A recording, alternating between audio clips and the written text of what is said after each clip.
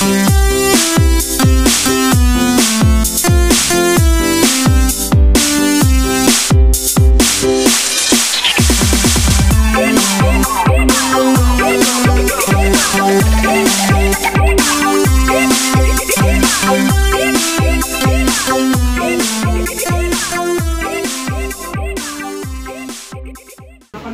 araw po sa bawat isa sa atin.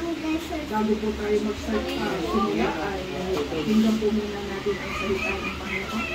Sa pagmamagitan po ng pagbabasa ng may hari ng tahanan nito, wala pong Panginoon. A prayer from O Moses, the man of God. Lord, thou hast been our dwelling place in all generations. Before the mountains were brought forth, or even thou hast formed the earth and the world, even the from everlasting, thou art of God. Inclinest not to that destruction, and seest return, ye children of men. For 1,000 years in the sight are but as yesterday will it pass, and as a watch in the night. Thou carriest them away as with a flood. They are asleep. In the morning they are like grass which groweth up. In the morning it flourisheth and groweth up, and the evening it is cut down and withereth. For we are consumed by the inner anger, and by thy wrath and be troubled. Thou hast set up iniquities before thee, our implicit sins in the light of thy countenance. For all our days are passed away in the wrath. We spend our years as the tale that is told, the days of our years as 80 years and the ten. And if the reason of strength may be 80 years, yet is there strength, labor, and sorrow. For it is the sin cut off, and we fly away. Ay, pinagalanin, Panginoon, maraming salamat sa araw ng ito, O God. Ito yung araw na kung saan sinakda mo na ipagpasalamat. O God, Lord, ng mag-asawang Lord Ryan, Panginoon, O God, at si Sir Iris, O God, Lord, ang kanilang tahanan, Panginoon. Kaya dalangin po namin, Ama, kayo po ang lumabay sa amin, O God, Lord, upang ipagpasalamat ang mga biyaya mong ito para sa amin. Salamat po na bilang Diyos. Ito po na lang aming sa magdalangin. In Jesus' name. Amen. Hindi po tayo makaupo. Magdalangin. Amen po. Mga kapatid, sa ating pong Panginoon, tayo po ay nakakatiling ngayon sa lugar na ito upang hilingin sa Diyos na pagpalain ang tahanan ito na isang patotoo ng kanyang kagandahan loob at kabutihan. Ang tahanan ay hindi lamang isang tirahan, higit pa rito, ito ay isang simbolo ng pagmamahal ng Diyos sa atin, sa buhay natin, bilang isang pamilya ng ating Panginoon Jesus. Kaya po, napaka-sarap sa pakiramdam na binibiyayaan ka ng sarili mong tahanan. Kasi ang tahanan ay isang simbolo ng pagpapakita ng Panginoon kung gaano siya katapat at kung gaano siyang kadakila. Kaya, nagpapasalamat ako kasi lahat ng anak ni Sister Lorna ay nung una sila itong mag-asawang ito. Amen? Sumunod si Budak. Sumunod sila. Kaya, sino kaya susunod ulit? Sister Lorna? Kasi pangga na. Amen. So, purihin ang Panginoon kasi ang pagpapala ng kapatid ay pagpapala na rin natin. Diba? So, salamat. Sabi ko nga, ako nung nagkaroon ako ng sariling tahanan, tuwang-tuwa ako kasi mapapaganda mo, mapapaayos mo. Pag hindi kasi sa iyo, hindi mo magagalaw hindi masyado. mo magagalaw, hindi mo mapapaayos sa gusto mo. Pero pag sarili mo na, ang sarap talaga sa pakiramdam. At syempre, sino bang tao, sino bang mag-asawa ang hindi nananalangin na magkaroon ka ng sarili? Diba? Yung bang kahit na sabihin mong tuyo lang ang ulam, basta mahalaga iyo. Diba? Sarap sa pakiramdam. Kaya, ito isang manifestasyon ng katapatan at kabutihan ng ating Panginoon. Nanawa makita niyo si Sir Iris, amen, na kung hindi dahil sa biyaya ng Panginoon ay hindi nyo rin ito maaakinis. Salamat na meron kayong mga magulang na kung saan ay binigyan din kayo ng lupa, ay ano na lang, kanya-kanya na lang magtayo ng tahanan. Amen. Kaya, purihin ang Panginoon kasi makikita po natin mga kapatid na kung saan ang Diyos ay hindi nagkukulang. Tama ba, Iris? Hindi mo nararamdaman na kahit minsan tayong mga tao ay may pagkukulang sa Diyos, aminado tayo dyan, wala tayong maipagmapalaki. Amen. Kaya ako minsan pag nananalangin ako, uhog ko, luha ko, Sister Leia tumutulo eh. Bakit ka mo? Ang dami ng beses pinagtangkaan ng diablo ang buhay ko. Ang daming beses na, bata pa lang ako, ilang beses na akong muntik-muntika ng malunod. Sinalba ako ng Panginoon. Doon ko na-realize na kaya sinalba ako ng Panginoon, tatawagin niya pala ako na maglingkod sa Kanya. Ang pinaka-worst na naranasan ko nung na-atake ako ng vertigo. Grabe. Severe vertigo ang tumama sa akin. Sinalba pa rin ako ng Panginoon noon. Kaya hindi na gumagana ang isa kong tenga. Kasi severe vertigo ang tumama sa akin. May vertigo pala na mild lang. Meron din palang severe vertigo ang tumama. So, ito na lang kaliwa ang gumagana sa akin na tenga. Kaya, konting ano lang, sobrang sensitive ng pandinig ko. Oo. Yung bang, katulad ni Pastor, siyempre si Pastor, Bisaya, parang minsan malakas yung boses niya. Parang feeling ko sinisigawan na ako. Kaya sabi ko sa kanya, hindi mo kailangan sumigaw. Sabi, hindi ako sumisigaw. Sabi niya sa akin. Oo, kasi yung boses minsan. Ako din ganun minsan, akala niya ganun pa. Parang feeling ko, sinisigawan niya ako. Pero kasi talagang malakas yung boses. Sabi, hindi ako sumisigaw. Oo, ganun pala. Pag isang tenga na lang gumagana sa'yo, ang lakas na ng dating sa'yo, hagap mo lahat. So, nakita ko lang na lahat ng bagay sa buhay natin, mga kapatid, ay dahil lang sa grasya at biyaya. Kaya ako nagpapasalamat kasi sa mga ganitong pagkakataon, ina-acknowledge niyo si God. Kasi yung mga tao na iba, amen, hindi ina-acknowledge. Basta, sige lang, happy-happy lang, tuloy lang ang buhay. Pero wala nang pagkilala, wala nang pagpapasalamat sa ating Panginoon. Kaya nga, sabi ko nga, nung kahapon, nasa Moreco ako. Meron ako nakitang kapatiran dati. Hiniram ko talaga sila. Sabi ko, Brad, salamat, pinagpapala kayo ng Panginoon talaga. Inaangat sila. Sabi ko, pero tandaan niyo, sabi ko gano'n sa kanila, na yung lakas at biyaya ng Panginoon, yung talino at abilidad, ay nanggagaling lahat yan sa ating Panginoon, na dapat ay meron tayong oras at panahon na ipagpasalamat sa Diyos.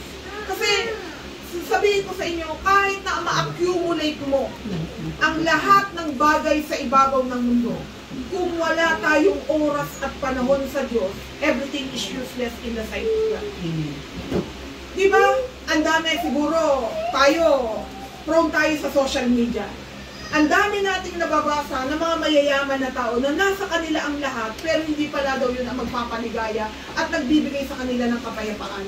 Dahil ang merong isang bagay na hindi kayang pumuno sa pera, hindi kayang pumuno sa mga material na bagay, na ang kaya palang pumuno ay walang iba, kundi po ang ating Panginoon. Kaya po mga kapatid, ito paalala lang sa ating lahat. Amen? Dahil tayo, pamilyado tayong mga tao, na sabi ko nga, wala talaga tayong ligtas kay Lord. Bakit? Sa mabuhay at sa mamatay, haharap ka talaga kay Lord talaga.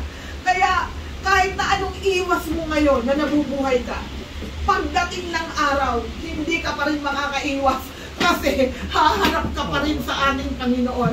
At ang sabi sa Biblia, sa mabuti man o sa masama, according sa mga ngaral, pagsusulitan natin yan sa ating Panginoon. Ibig sabihin, magbibigay tayo ng account kay Lord. I-account niya tayo.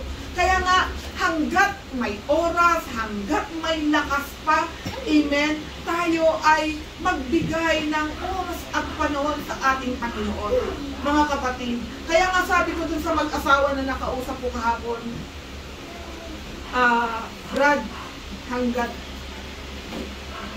malakas pa tayo, sikapin po natin na Kasi naman lang yung 2 oras. Amen?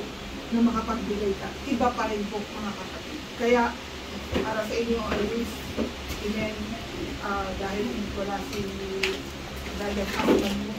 So, it's your responsibility na dahil sa pag-message. Kasi iba talaga ang bata na nabibigyan siya. You can provide everything kay Bara. Kaya, hindi ko kayo ninemenos. Kaya niyong ibigay ang lahat kay Bara. Pero, sa mga magulang dito, you need, wag sana po tayo ang magkait ng bendisyon na hindi nila ma-receive, amen, sa ating pong mga anak. Because the true parents at ang tunay na magulang para po sa ating mga anak ay talagang dinadala po natin sila sa ating mga anak. Kaya po, yun, isang bagay na dapat po natin maunawaan, mga kapatid, na ang lahat ng tinatamasa natin ngayon ay dahil po sa biyaya ng ating Panginoon. Sabihin po natin, grace. Grace. Only by the grace of God. Amen. Dahil sa biyaya ng Panginoon. Bakit ko nasabing dahil sa biyaya? Dahil sa biyaya ng Diyos, nagising ka, Sister Budak.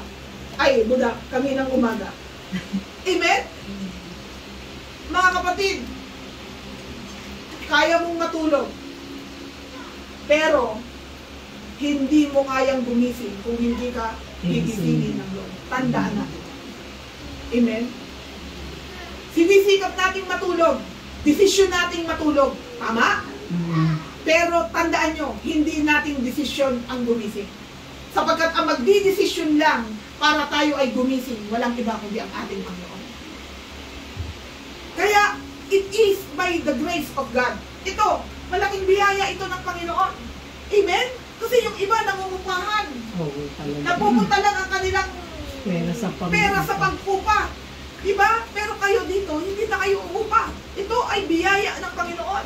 Biyaya na tayo ay malakas pa. Biyaya na tayo ay nabubuhay pa.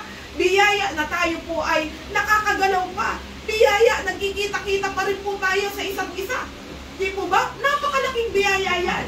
Kaya ako, pag ako nananalangin, puhog ko, luha ko, tumutulog. Sabi ko, Lord, dahil sa iyong grasya, only by your grace, Panginoon. Kaya Lord, hanggat ako'y binibigyan mo ng lakas, hanggat ako'y binibigyan mo ng buhay, Panginoon, tulungan mo akong makapaglingkod ako sa iyo. Sapagkat aminado ako, Panginoon. Ako mismo, Lord, aminado ako. Hindi ko kayang mabuhay na wala ka, Panginoon. Kasi pag ganun pa lang sinasabi mo kay Lord, tuwang-tuwa ang puso ng ating Panginoon. Kasi sa lahat ng bagay, we need to acknowledge God. Sa ganitong pagkakataon, alam ko, in-acknowledge niya ang ating Panginoon. At natutuwa ang Lord. Kasi, naandun siya eh. Kinikilala natin siya sa lahat ng bagay na nangyayari sa ating buhay. Kaya po, mga kapatid, salamat sa Lord.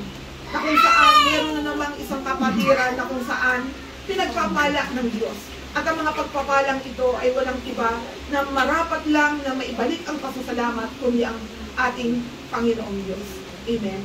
Kaya this time, i-dedicate po natin ang tahanan ito. Hinihin ko ang bawat isa. Kung pwede kong buksan yung patay. Patay na. Konting oras muna tayo magtiis. Magtiis ng init. Okay. Meron na lahat po. Ito po, hawak mo kayo. Ito, sandali lang. Kailangan hawak. Kunin mo nga si Barak. Kunin mo muna po si Barak. Sali ka dito. Hindi pwede si panggamot kay Barak ha? Sa kay Iris magsimula. Pakibuksan ko yung mga CR na din. Ay, CR. Ilaw. Hindi ko Buhatin ha. Bawal siya magbuhat. minsan hindi may iwasan talaga dahil bigla na lang yan. Ganyan. Hindi po, buksan po natin yung Dali ka. Bundok ng nanay niya sa'yo pa. Ikaw na maglaro dyan. May konta. Mamaya ka na maglaro. Matulungan ka ng kabila din. Baka dito. Lang ka dyan. Laro tayo. Okay, mamaya na maglaro.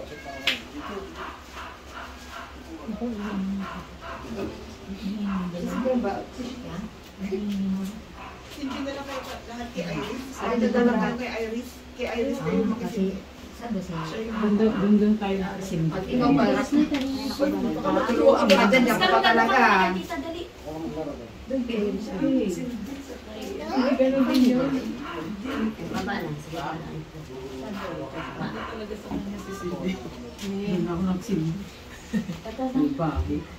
Meron po dito, mga kapatid, doon po kayo sa Doon tayo. yung mga kapatiran doon.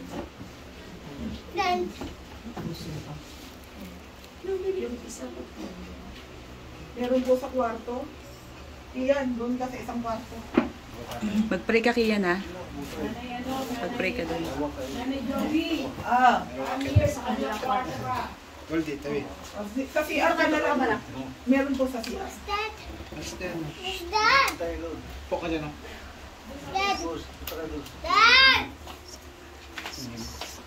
Ay, dali mo ba yun?